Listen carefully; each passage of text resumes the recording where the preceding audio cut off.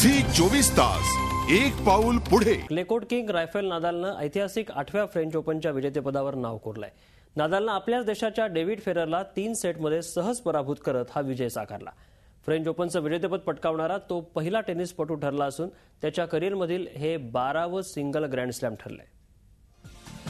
Clay court king नदालचा ऐतिहासिक विजय, फ्रेंच ओपनच्या 8व्या विजेतेपदाला गवसणी।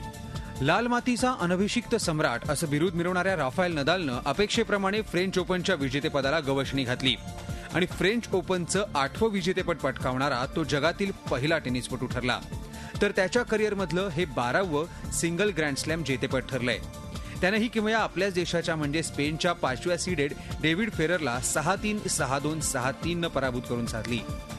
जागतिक क्रमवारीत 4थ्या स्थानी असलेल्या नदालनं सेमीफायनलमध्ये अग्रमानांकित सर्बियाच्या नोवाक जोकोविचचं कडवं आव्हान संपुष्टात आणल्यामुळे फायनलमध्ये तो सहज विजय साकारणार ही जणू काळ्या दगडावरचीच रेष होती आणि अगदी त्याच अपेक्षेप्रमाणे त्याने विजयावर सहज शिक्कामोर्तब केलं। फेररनं पहिलाच गेम जिंकत आक्रमक सुरुवात केली होती, मात्र अनुभवाच्या जोरावर नदालनं हा विजय खेचून आणला। आक्रमकता हे नदालच्या खेळाचं वैशिष्ट्य आहे। बेसलाईनच्या मागे राहून खेळणाऱ्या नदालचे अफलातून ग्राउंड स्ट्रोक, चपळ फुटवर्क, कोर्टच्या कोणत्याही टप्प्यातून फटका मारण्याचं कौशल्य यामुळे त्यानं फेररवर हल्ला चढवला। आक्रमकतेबरोबरच तो एक सर्वोत्तम डिफेंडर असल्याचाही प्रत्यय या मॅचमध्ये पुन्हा आला।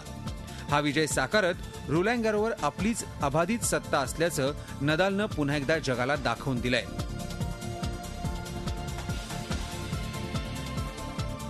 Bureau report, Zee Media, Mumbai. Zee 24 तास एक पाऊल पुढे।